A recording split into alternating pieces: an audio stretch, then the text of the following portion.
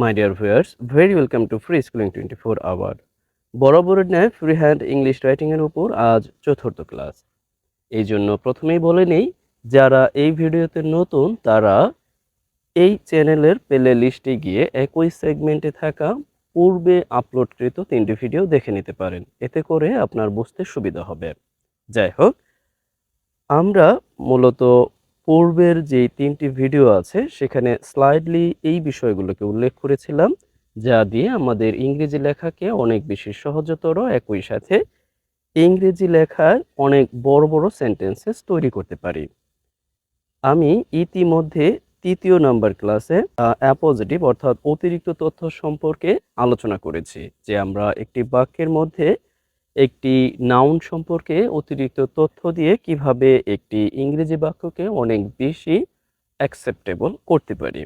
ওকে, আজকে আমাদের মূল আলোচনার বিষয় বা আমরা যেই বিষয়গুলোকে গুরুত্ব দিব ধারাবাহিকতার জন্য, তা হলো adverb of Times, adverb of manners এবং অ্যাডভার্ব অফ রিজনস। সাথে হয়তো সময় থাকলে আমরা অ্যাডভার্ব অফ প্লেস নিয়ে আলোচনা করব। যাই হোক, আমরা আজকে আমাদের যে মূল আলোচনা adverb of Times or adverb of frequency দিয়ে শুরু করতে পারি। আমরা অ্যাডভার্ব অফ টাইম অর্থাৎ ফ্রিকোয়েন্সি, এই ব্যাপারগুলো সাধারণত যেই প্রিপোজিশন দ্বারা সাধারণত আমরা করে থাকি সেই প্রিপোজিশনগুলোকে আমি এখানে একটু সাজিয়েছি। বিশেষ করে সময়যুক্ত অংশটাকে কিভাবে লিখতে পারবো এবং কতভাবে লিখতে পারবো। তদ্রূপ আমি এখানে কিছু গুরুত্বপূর্ণ প্রিপোজিশন নিয়েছি। আমরা জানি সময়ের পূর্বে অনেক প্রিপোজিশন ব্যবহার হয়, তবে সবচেয়ে বেশি ব্যবহৃত প্রিপোজিশন হচ্ছে ফর।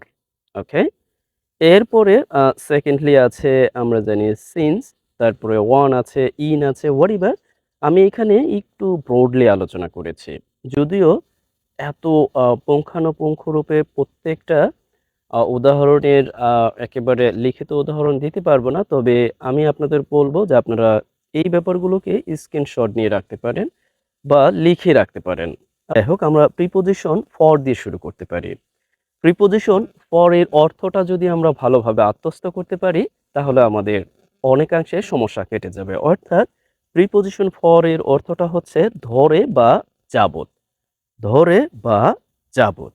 তাহলে আমরা এখানে কিছু এক্সাম্পল রেখেছি, যেমন ফর 50 ইয়ার্স অর্থাৎ 50 বছর ধরে বা 50 বছর যাবত। আবারও আমি লিখে রেখেছি ফর এ ডিকেডস অর্থাৎ এক দশক ধরে বা এক দশক যাবত। ফর এ ডে অর্থাৎ একদিন ধরে বা একদিন যাবত। বছরের পর বছর ধরে, তাহলে অবশ্যই আপনাকে লিখতে হবে ফর ইয়ার্স। আবার যদি আপনি লিখতে যান যে মাসের পর মাস ধরে, তাহলে কি আপনি লিখবেন ফর মান্থ। আমি যদি বলতে যাই যে ফর মেনি ইয়ার্স অর্থাৎ অনেক বছর ধরে, অর্থাৎ আমাদের এই প্রিপোজিশনের নামটা কিন্তু বারবার ধরে বা যাবত এভাবেই আমরা বলছি। ওকে, এরপরে আমরা একটু লক্ষ্য করি, এখানে বলা আছে যে ফর ফিউ মান্থ অর্থাৎ কয়েক সপ্তাহ ধরে। যদি আমরা কোনো বাক্যে এমন বাংলা পাই যে কয়েক সপ্তাহ ধরে সে জ্বরে ভুগতেছে, অর্থাৎ তাহলে আমরা কি লিখব যে ফর ফিউ মান্থ গত কয়েক বছর যাবত, অর্থাৎ তাহলে আমরা লিখতে পারি যে for the last few years অর্থাৎ গত কয়েক বছর যাবত। দেখুন, অনেকে বলতে পারেন এটা তো প্রিপোজিশনের ক্লাস, কিন্তু প্রিপোজিশন বলেন আর আপনি অ্যাডভার্ব অফ টাইমস বলেন আর অন্যান্য যাই বলেন না কেন, ইংরেজি একটা আরেকটার সাথে সম্পৃক্ত, তাই একটি বাদ দিয়ে আরেকটি সম্ভব নয়। আপনার এই ক্লাসের মাধ্যমে একেবারে স্পষ্টভাবে অবগত হবেন প্রিপোজিশনের সম্পর্কেও, একই সাথে অ্যাডভার্ব অফ টাইমস কিভাবে কত সুন্দরভাবে আমরা সাজিয়ে লিখতে পারি সেই ব্যাপারটা আমাদের আজকের ক্লাসে জানতে পারবো। যাই হোক, এরপরে গত কয়েকদিন ধরে, তাহলে আমরা লিখতে পারি for the last few days অর্থাৎ গত কয়েকদিন ধরে। আবারও গত কয়েক মাস ধরে, ঠিক একইভাবে সপ্তাহে ৫ দিন। এই ব্যাপারটা, যেমন আমি যদি বলি যে সে সপ্তাহে ৫ দিন অফিসে যায় বা সে সপ্তাহে ৫ দিন পড়াশোনা করে, তাহলে ব্যাপারটা দাঁড়াচ্ছে কি ফর 5 ডেজ, ৫ দিন, ফর 5 ডে, ৫ দিন উইক অর্থাৎ সপ্তাহে ৫ দিন। তার মানে আমরা এই যে স্ট্রাকচারটা দিয়ে অর্থাৎ এইভাবে আমরা কি লিখে ফেলতে পারি আবার এখানে একটা রেখেছি যে দশকের পর দশক ধরে, অর্থাৎ ফর ডিকেডস, দশকের পর দশক ধরে। আ যাই হোক, আশা করি এ পর্যন্ত বুঝতে পেরেছেন। এরপরে আমি আরেকটা ফ্রিকোয়েন্সি রেখেছি, আর তা হলো এটা গুরুত্বপূর্ণ ফ্রিকোয়েন্সি, অর্থাৎ আ ২০১০ সাল ২০১০ সাল থেকে সপ্তাহে ২ দিন। আমরা যদি বলি যে হ্যাঁ, রহিম বা করিম সে ২০০২ সাল থেকে বা ২০০৫ সাল থেকে সপ্তাহে ৩ দিন কাজ করে। তাহলে সেই লেখাটা লিখতে গেলে আমাদের কি করতে হবে? অর্থাৎ আমাদের এই অ্যাডভার্ব অফ টাইমস অর্থাৎ ফ্রিকোয়েন্সি একসাথে আছে। এই ২ টা ব্যাপারকে লিখতে গেলে আমাদের লিখতে হচ্ছে for 2 days a week, অর্থাৎ সপ্তাহে ২ দিন since 20 a okay 2010, that means ২০১০ সাল থেকে।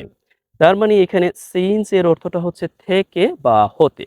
সিন্স এর ব্যবহারটা আমি দেখাবো, তাহলে আমরা স্পষ্ট হতে পারবো। ওকে, এরপর আমরা একটা উদাহরণ দিয়েছি যে ঢাকা। এরপরে এর একটি অ্যাপোজিটিভ দিয়েছি যে an over populated city of Bangladesh, বাংলাদেশের, অর্থাৎ এই নাউন সম্পর্কে অতিরিক্ত তথ্য দিয়েছি যে বাংলাদেশের সবচেয়ে, অর্থাৎ অত্যাধিক জনবহুল শহর হ্যাজ বিন ফেসিং, অর্থাৎ পূর্বে থেকে যেহেতু একটি কাজ চলমান, এই জন্য আমরা হ্যাজ বিন স্ট্রাকচার ব্যবহার করেছি প্রেজেন্ট পারফেক্ট টেন্সে। has been facing with air pollution for many years, অর্থাৎ অনেক বছর ধরে। তার মানে এখানে যদি এরকম হতো যে বছরের পর বছর ধরে, তাহলে এই মেনিটা দেওয়ার দরকার হতো না, তাহলে ফর ইয়ার্স। আবার যদি মাসের পর মাস ধরে, ফর মান্থ। আবার দশকের পর দশক ধরে আমরা এখানে দিতে পারবো ফর ডেকেডস। যাই হোক, আশা করি এ পর্যন্ত বুঝতে পেরেছেন। আপনি চাইলেই এগুলো দিয়ে যেকোনো একটা দিয়ে আপনি যেকোনো একটি বাক্য আমাকে তৈরি করে দিতে পারেন। এটাই আপনার জন্য কাজ। অর্থাৎ আপনি ফর মেনি ইয়ার্স দিয়ে একটি বাক্য তৈরি করে দিতে পারেন, for the last few years দিয়ে একটি বাক্য তৈরি করে দিতে পারেন, for the last few days ধরে একটি বাক্য তৈরি করে দিতে পারেন। যাই হোক, আমরা তাহলে অ্যাডভার্ব অফ টাইমস অর ফ্রিকোয়েন্সিতে বিশেষ করে প্রিপোজিশন ফর এর ব্যবহারটা সম্পর্কে অবগত হলাম। এরপরে আমরা যেই প্রিপোজিশন সম্পর্কে অবগত হব, প্রিপোজিশন হিসেবে সিন্সকে আমরা ব্যবহার করব, তখন এর অর্থটা হবে হতে বা থেকে। আপনি এটাকে কোনো রকম কিছুই বুঝতে হবে না, একদম মুখস্থ করে ফেলেন। অর্থাৎ আপনি যখন কোনো বাংলা লিখতে যাবেন এবং অ্যাডভার্ব অফ টাইমস এর ব্যাপার অর্থাৎ সময়যুক্ত অংশ লিখতে যাবেন, সেখানে যদি এই হতে বা থেকে থাকে, অর্থাৎ আপনাকে প্রিপোজিশন সিন্স ব্যবহার করতে হবে মাস্ট। অন্যথায় এর কোনো অর্থই আসবে না। ওকে? এক্সাম্পল স্বরূপ আমি এখানে দিয়েছি সিন্স মর্নিং, অর্থাৎ সকাল থেকে। দেখুন, আমি চাইলেই কিন্তু এখানে ইনও দিতে পারবো না। এর কারণ কি? আমি কিন্তু থেকে বলতেছি। যেহেতু বাংলায় থেকে বলতেছি, সুতরাং আপনাকে এই সময়ের পূর্বে কি দিতে হবে? সিন্স দিতে হবে। এখন আমরা সবসময় বলে থাকি কি? যে সকালের পূর্বে ইন বসে, রাইট? হ্যাঁ, কিছু, কিছু ক্ষেত্রে তো ইন বসেই। যদি আমি বলি সকালে, তখন তো ইন বসবে। কিন্তু আমি যখন বলছি সকাল থেকে, অর্থাৎ এই যে থেকে বা হতে, এইজন্য আমাদের প্রিপোজিশন সিন্স। আবারও আমি যদি বলি সন্ধ্যা থেকে, তাহলে একই রকম। আবারও যদি আমি বলি যে সিন্স দ্য লাস্ট ফ্রাইডে, অর্থাৎ গত শুক্রবার থেকে। আমরা বলি না অনেক সময় যে সে গত শুক্রবার থেকে জ্বরে ভুগতেছে। তখন আপনি যদি প্রিপোজিশন ফর বা অন্য কিছু ব্যবহার করেন, তাহলে সেন্টেন্সটা হবে না। কারণ আপনার এখানে আছে থেকে বা হতে। সুতরাং আপনাকে প্রিপোজিশন ও সিন্স ব্যবহার করতে হবে। ওকে, আশা করি এ পর্যন্ত বুঝতে পেরেছেন। এরপর সিন্স দ্য লাস্ট ইয়ার্স, অর্থাৎ গত বছর থেকে। আমি এই প্রিপোজিশন ফর এবং সিন্স এর ব্যবহারটাকে শুধুমাত্র বাংলায় অর্থের উপর বেস করেই ছাত্রদেরকে শিখিয়ে থাকি, ছাত্রছাত্রীদেরকে। এরপরে আমরা দেখি, আমরা কিন্তু জানি যে বড় সময়ের পূর্বে আ ইয়া ইয়া বসে, অর্থাৎ বড় সময়ের পূর্বে ইন বসে। কিন্তু সিন্সও তো বড় সময়ের পূর্বে বসে। কখন বসে? যখন আমরা বাংলায় বলতেছি যে ২০১০ সাল থেকে, অর্থাৎ ২০১০ সাল হতে বা থেকে, তখন আমরা সিন্স বসাবো। কিন্তু আমরা যখন দেখব ২০১০ সালে, অর্থাৎ তখন কিন্তু আমাদের ইন বসাতে হবে। আশা করি বুঝতে পেরেছেন। সেই সময় থেকে, সিন্স দেন। আমরা যখন ঘটনা বলতে যাই, এই ব্যাপারটা লিখে থাকি। যাই হোক, আমি মনে করি যে এগুলোকে আপনি একেবারে মুখস্থ করে ফেলতে পারেন, বা আপনি এগুলোকে বুঝতেও পারেন, বা আপনি আপনার রিয়াল লাইফ এক্সপেরিয়েন্স এ ব্যবহার করে আমাকে এখানে দিতেও পারেন। ওকে? আ আরো কয়েকটি উদাহরণ এখানে আছে। আমি একটু দেখিয়ে দেই। ১৯৫০ এর দশক থেকে। যখন আমরা দশক লিখতে যাব, তখন মাথায় রাখবো, তখন আমাদের এই যে সালের পূর্বে আর্টিকেল দা ব্যবহার করছি এবং এখানে এস ব্যবহার করছি। Since the very morning on Friday, অর্থাৎ শুক্রবার সকাল ভোর থেকে। মানে এই থেকে শব্দটা যখনই আসতেছে তখনই কিন্তু সেই সময়ের পূর্বে আমি প্রিপজিশন সিন্স ব্যবহার করছি। ওকে, এখানে একটি আছে, এখানে একটি উদাহরণ দেওয়া আছে। আমরা একটু পড়ি যে ওই একই উদাহরণটা আবার এখানে রেখেছি। অর্থাৎ Dhaka, over populated city of Bangladesh has been facing with air pollution since, এখানে রেখে দিয়েছি যে ১৯৫০ সাল থেকে। অর্থাৎ ১৯৫০ সাল থেকে ভুগতেছে। এখন প্রশ্নটা হলো, আপনারা অনেকেই প্রশ্ন করতে পারেন, এই যে সিন্সটা আমি শেষের দিকে দিলাম, এই সিন্সটা কি আমি পূর্বে ব্যবহার করতে পারবো কিনা? ডেফিনিটলি আমি বলেছিলাম যে অ্যাডভার্ব অফ টাইমস আপনি আপনার বাক্যের শেষেও ব্যবহার করতে পারেন, শুরুতেও ব্যবহার করতে পারেন, কিছু সময় মাঝেও ব্যবহার করতে পারেন। তবে শুরুতে এবং মাঝে ব্যবহার করলে অবশ্যই কমা দিয়ে চিহ্নিত করে দিতে হবে। ওকে? আর শেষে ব্যবহার করলে এইখানে আর কমার প্রয়োজন নাই। কিন্তু আপনি শুরুতে ব্যবহার করলে কমা দিতে হবে। ওকে, অর্থাৎ যেকোনো সময়, অর্থাৎ অ্যাডভার্ব অফ টাইমস আপনি কোথায় ব্যবহার করতে পারবেন? একেবারে শুরুতে ব্যবহার করতে পারবেন। Adverb of times plus adverb of frequency, তাও আপনি বাক্যের শুরুতেই ব্যবহার করে কমা দিয়ে সাবজেক্ট ভার্ব অবজেক্ট দিয়ে আপনার বাক্যটিকে শেষ করতে পারবেন। ওকে, এরপরে আমরা অন এর ব্যবহারটা আনি। গুলো প্র্যাকটিসের সময় জেনে যাব। এরপর তারিখ লেখার একটি সুন্দর ব্যাপার হচ্ছে অ্যান্ড 1/16 ডিসেম্বর, কমা দিয়ে এরপরে সালটা দিয়ে দিয়েছি। এখন সালের পূর্বে আমি এখানে আর ইন বসাইনি। ইন দরকার নেই, কমা দিলেও এখানে হয়ে যাবে। ওকে। এরপরে এখানে একটি উদাহরণ রেখেছি, এই যে পিপল বিলঙ্গিং টু বাংলাদেশ। কেউ প্রশ্ন করতে পারেন বিলঙ্গিং টু কিভাবে আনলাম? এটা হচ্ছে পার্টিসিপল ইউজ করে এনেছি। অর্থাৎ বাংলাদেশের অধীনে যে মানুষজন আছে এর অর্থটা দিচ্ছে। আমরা চাইলেই এখানে অর্থ এভাবে লিখতে পারতাম যে পিপল অফ বাংলাদেশ, অর্থাৎ বাংলাদেশের মানুষ। আবার এর অর্থটাও বাংলাদেশের মানুষ হচ্ছে। আবার আমরা চাইলে এখানে পিপল লিভিং ইন বাংলাদেশ তাও দিতে পারতাম। অর্থাৎ আমরা একটা লেখাকে লিখতে গেলে অনেকভাবে লিখতে পারি। অবজার্ভ, পালন করে victory day on 16 December since 1971, অর্থাৎ এখানে নির্দিষ্ট তারিখের পূর্বে আমি অন ব্যবহার করেছি প্রিপজিশন।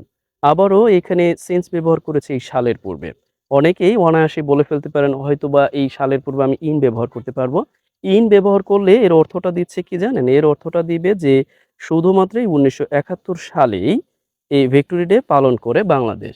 কিন্তু আমি যখন বলতে যাব যে ১৯৭১ সাল থেকে বাংলাদেশের মানুষ এই ভিক্টোরি ডে পালন করে ১৬ই ডিসেম্বর, তখন কিন্তু অবশ্যই আমাকে সিন্স ব্যবহার করতে হচ্ছে। অর্থাৎ আমরা বুঝতে পারলাম সিন্স, ওয়ান, ইন, ডিউরিং কেন আমরা ব্যবহার করি। এরপরও আরো ২-১ টি ব্যবহার এখানে বাকি আছে, যেমন ইন, অর্থাৎ মাস, বছর, শতাব্দীর পূর্বে আমরা ইন ব্যবহার করতে পারি। যেমন ডিসেম্বরে, অর্থাৎ আমরা ব্যবহার করতে পারি ইন ডিসেম্বর।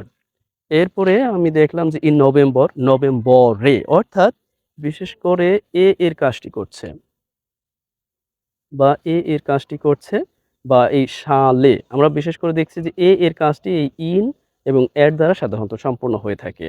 আবারও গত বছরে, অর্থাৎ ইন দ্য লাস্ট ইয়ার, আবার গত মাসে ইন দ্য লাস্ট মান্থ, আবারও সকালে ইন দ্য মর্নিং। অর্থাৎ এখানে আমরা দেখতে পাচ্ছি এর কাজটা, অর্থাৎ আমরা যেটাকে বাংলায় বিভক্তি whatever এইভাবে যখন করি, বিবেচনা করি, অর্থাৎ বাংলায় যখন এর কাজটাও আসবে সময়ের সাথে, তখন আমরা এই কাজটিকে, অর্থাৎ ইংরেজিতে প্রিপজিশন ইন ব্যবহার করে করতে পারি অনায়াসেই।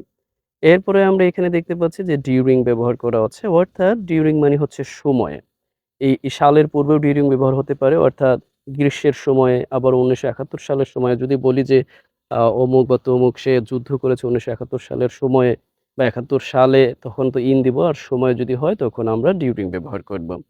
যাই হোক, আ এরপরে আরেকটি ব্যাপার আছে গুরুত্বপূর্ণ প্রিপজিশন, তা হলো ভবিষ্যতের সময়ের আগে বাই ব্যবহার। অর্থাৎ আমরা যদি বলতে যাই যে ২০৫০ সালের মধ্যে, তাহলে আমাদের বাই 2050, আবার যদি বলি ২ মাসের মধ্যে তাহলে বাই 2 মান্থ, আবার যদি বলি ১ দশকের মধ্যে তাহলে বাই ডিকেডস। অর্থাৎ আমরা যখন ভবিষ্যতে কোনো সময়ের মধ্যে আমি করে ফেলবো, সময়ের মধ্যে সে চলে যাবে, সময়ের মধ্যে সে এটা করবে, ওটা করবে, তখন আমরা বাই প্লাস টাইম বসিয়ে দেব। আশা করি এ পর্যন্ত বুঝতে পেরেছেন। ওকে, একটু তড়িৎ গতিতে যাচ্ছি। এখানে আরেকটি আ এক্সাম্পল দিয়ে রেখেছি, অর্থাৎ approximately 35 million people living in coastline, অর্থাৎ এই তটরেখায় যারা বসবাস করে এত, অর্থাৎ ৩.৫ কোটি মানুষ উইল বি ডিসপ্লেসড, অর্থাৎ তারা স্থানান্তরিত হবে বা ওখান থেকে উচ্ছেদ হবে বাই 2050, অর্থাৎ ২০৫০ সালের মধ্যে। আশা করি আমাদের adverb of Times or frequency সম্পর্কে আপনাদের সুস্পষ্ট একটি ধারণা হয়ে গিয়েছে। এখন আমরা যে ব্যাপারটি করতে পারি আর তা হলো অ্যাডভার্ব অফ রিজনস। অর্থাৎ আ কি কারণে, কি কারণে আমরা যখন কোনো বাক্যে এই উত্তরটা খুঁজে বের করব অর্থাৎ ভার্বকে প্রশ্ন করে আমরা এই উত্তরটা অনায়াসেই খুঁজে পেতে পারি। সেইজন্য আমাদের কিছু প্রিপোজিশনাল ফ্রেজ বা কিছু প্রিপোজিশন, ইনফিনিটিভ অর কিছু প্রিপোজিশনাল ফ্রেজের সাহায্য নিতে হবে। আমি এক, এক করে আপনাদের এখানে দেখিয়ে দেব। অর্থাৎ আমরা ১ম এ যেই প্রিপোজিশনের সাহায্য নিতে পারি তা হলো ইনফিনিটিভ অর্থাৎ টু প্লাস ভার্ব। আমরা জানি যে infinitive or to plus verb এই ফ্রেজাল ভার্বটির সাহায্য যখন আমরা নিব, তখন এর অর্থটা হবে করতে, যদি বলি টু ভিজিট দেখতে, যদি বলি টু ট্রাভেল ভ্রমণ করতে, যদি বলি টু এন্টারটেইন অর্থাৎ আনন্দ দিতে, বা টু অবজার্ভ পালন করতে। অর্থাৎ টু যখন হবে তখন আমাদের বাংলায় অর্থটা এরকম হবে, টু প্লাস ভার্ব হলে বাক্যের মাঝে আমরা সাধারণত ব্যবহার করে থাকি। এখানে আমি একটা উদাহরণ হিসেবে রেখেছি কন্টেম্পোরারি গভর্নমেন্ট অর্থাৎ সমসাময়িক সরকার হ্যাজ টেকেন ডিফারেন্ট প্রজেক্টস। অর্থাৎ এই বর্তমান সরকার কি করেছে?